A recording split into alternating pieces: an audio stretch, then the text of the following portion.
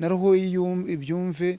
Twarabiganiye rwose buri cyumweru ngo yitabe Imana, anambwira ijambo ati muri icyo gihe cy'imyaka 18 twamaranye, ni nako yakomezaga anyibutsa gahunda yo kumukwa, ariko njyewe nkakomeza kureba kuri konti nkavuga nti reka amafaranga yiyongere ndamuvuza.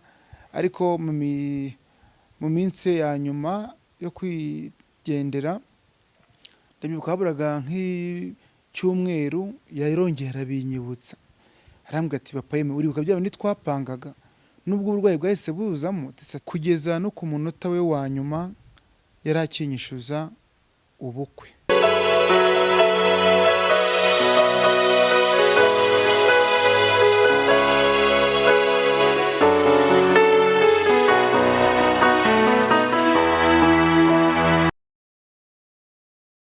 Yes, reka mbasuhuze inshuti bavandimwe mukurikirana Ubukiriro TV. Haraci igihe kinini tutaganira cyangwa se mutumva ijwi ryanjye. Uyu munsi rero naje ngo nshimira abantu badukurikirana mwa ku yandi, baba bari mu gihugu ndetse no hanze y'igihugu, mbabwire ngo Imana ibarinde. Nyuma y'igihe kinini tutabonana, ariko bamwe nagiye mbabona badusuhuza ndetse no muri komenti, navuga ngo Imana ibahe umugisha. Nanongere mvuge ngo n'abandi bagiye baduhamagara kuri telefone ndetse no mu bundi buryo bundi bushoboka, Imana ibahe umugisha. Njyewe rero nk'uko bisanzwe unyite Etienne cyangwa unyite Steven, uko ubyumva byose nta kibazo, ariko ni inshuti yanyu nk'uko bisanzwe. Icyo nendaga rero gushaka kuza kubabwira, nubwo mfitemo akagripe, ariko ndatekereza ko muri buze ko nyumva, cyane cyane ko ubwira uwumva atavunika. Mwagiye tugirana ibihe byinshi bitandukanye, ndetse bamwe bagiye babona ibiganiro byacu. Ikinzanye rero kuri uyu munsi ni ukugira ngo tuganire cyangwa se tuvugane ku kintu kimwe abantu benshi bamaze iminsi bibaza kuri iyi video cyangwa se aya makuru babonye kuri iyi channel ajyanye n'umugabo cyangwa se umuryango wagiye gusaba umugore watashye cyangwa se watabarutse. Mu by'ukuri iyi nkuru niyo ntago ari ikinyoma, ngira ngo barabibonye, hari n'abagiye babivugaho bakavuga ko wenda ari ibyo abantu bakoze nka prank, kumwe bavuga ngo ni prank, ariko ukabona ko atari prank. Ni inkuru nari mpagazeho ku giti cyanjye, ndetse ni inkuru yigishije abantu benshi cyane, ku buryo hari bamwe bifuza ndetse no kuzabonana n'uyu mugabo, cyangwa se bagiye badusaba ko bazahura vis-a-vis bakaganira cyangwa se bakaba bamuvugisha. Uyu munsi rero ni nayo nkuru nzanye, urebye nyirizina yo kugira ngo abifuza kuba bagira umwanya wo kumuvugisha cyangwa kubonana nawe, mbahe wenda se umwanya cyangwa se ngire kubahuza. Umunsi w'ejo mu masaha ya numva turi guteganya ko byibuze saa 4 nzaba ndi kumwe nawe, azaba ari ikiganiro tuzagirana nawe, yamaze kunyemerera no guhura nawe.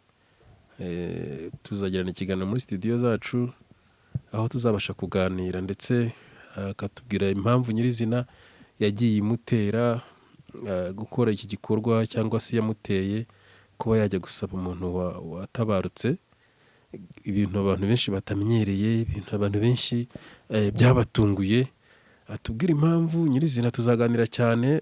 Tuzaba turi live kuri iyi channel yacu guhera saa 4. Nanababwira ngo uzashaka kumuvugisha cyangwa se kugira icyo wamubaza cyangwa gukurikirana ikiganiro cyacu, bizaba guhera saa 4. Tuzaba turi mu kiganiro nyine kuri iyi channel, muzadukurikiraho live. Ariko uzashaka nabwo kugira icyo amuvugisha, dufite umurongo tuzaba twashyizeho. Uwo murongo rero nawo ndagira ngo mwubabwire, uretse ko ntekereza ko abantu benshi baranawuzi. Ni iyo nomero iri hasi, muri kureba, ariyo ya 0788 57 60 06, 0782 57 60 06, 0782 57 60 06. Iyo niyo nomero muzaba muri kudukurikiranaho, niyo nomero uzashaka kuvuga cyangwa gutanga igitekerezo cyangwa kuvugana n'umutumirwa wacu ari we Simeo. Uwo ari we wese ubwo azabasha kuduhamagara kuri iyo nomero guhera saa 4 nibwo tuzaba turi mu kiganiro, ariko ngira ngo tuzatangira kwakira abantu nka saa 4 yonda n'iminota nka 20 nibwo ushobora kuzahamagara tukabasha kukwakira. Tuzaba turi live rero kuri iyo channel, kuri iyi channel muri kureba ariyo Ubukiriro TV. Reka rero mu by'ukuri ngireho no kubwira abantu benshi bagiye bandika comment zitandukanye, izishimira, izivuga amagambo menshi atandukanye, ameza ndetse n'andi bagiye bavuga ibyo biyumviye cyangwa bishakiye. Byose n'uburenganzira bw'umuntu, ariko mwese turabashimiye ko mudahema kudukurikirana ndetse no kuduha ibitekerezo bitandukanye.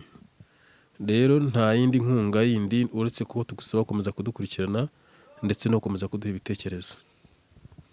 Mu by'ukuri rero nanongeraho mvuge ngo n'undi muntu wenda wundi ufite ibiganiro bitandukanye udukurikirana, biremewe rwose kudutumira tukagirana ikiganiro, cyaba ubuhamya ndetse byaba ibintu byose wumva byagira icyo bifasha abanyarwanda cyangwa se byagira icyo bifasha uwo tubikoreye ku giti cye.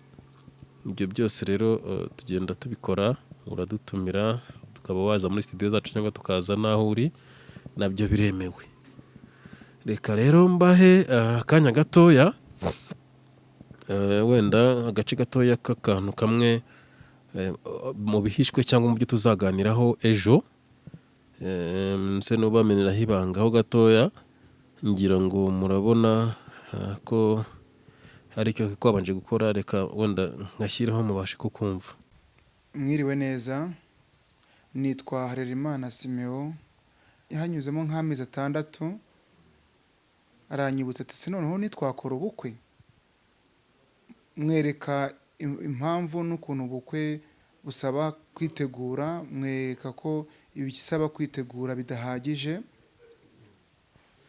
Aranyemerera, turakomeza ubuzima, ndetse tugira aho tuva, tugira n'aho tugera.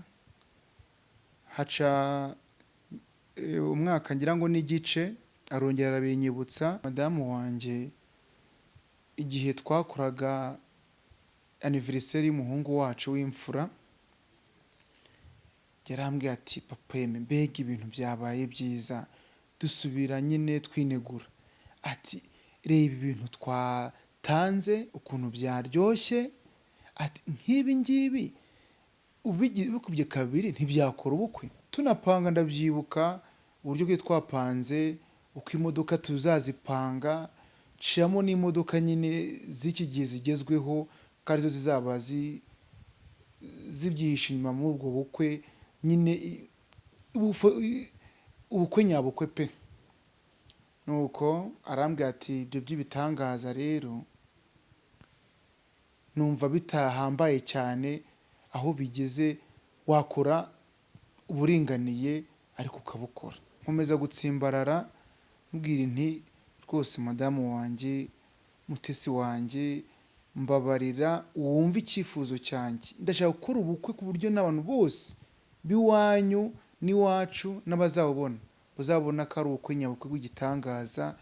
Rwose nawe nkaguheshema, bakabona n'impamvu natinze, bakavuga bati yatinze ariko kusanya iki gikorwa koko yari n'ubukwe nyabukwe. Impamvu yo gutuma abana banjye bitwa Nkuri, kandi rwose mfite n'isezerano nasezeranyije umufasha wanjye nubwo atakiriho, umukwe mwana iwabo nabo nkabaha agaciro, nkabahesha n'ishema nk'ababyeyi bibarutse umudamu wanjye. Ndagira inama abagabo navuga bameze nkanjye, umwaka ngira ngo n'igice arongera arabinyibutsa, nanjye nkumva ndabishaka ko twakora ubukwe, twapanga tukabara tugasanga ntabwo bivamo, tugakomeza gushakisha, bigira n'aho twimuka aho twari turi, dutera intambwe, hari ibyo twasezeranye icyo gihe. Nabwiye nti rero iriya nzu nitumara kuyigira gutya tukayitunganya neza amasuku, noneho nzagenda nk'ukwe, dukore ubukwe rwose, tubikore babone ko natwe tuhacanye umucyo. Iryo jambo yakundaga kurivuga. Nuko Mutesi Adeline dukomeza kugira ubuzima butandukanye. Reka nsoze rero mbashimira kandi mbabwira ngo Imana ikomeze ibane namwe, kandi mukomeze mukurikirana ibiganiro byacu bitandukanye kuri iyi channel, ndetse mukomeze muduhe comment, ibitekerezo byanyu birakenewe, ndetse n'uwifuza kuduhamagara biremewe rwose isaha ku yindi. Iyo nomero nayo dukoresha kuri WhatsApp, niyo rwose wadusangaho. Yesu rero abaho umugisha kandi akomeze kubaha ibyo mumwifuzaho. Murakoze cyane. Ciao ciao. Na hejo isaha y'isaa 4 rwose turifuza kuzabana namwe. Imana ibaho umugisha.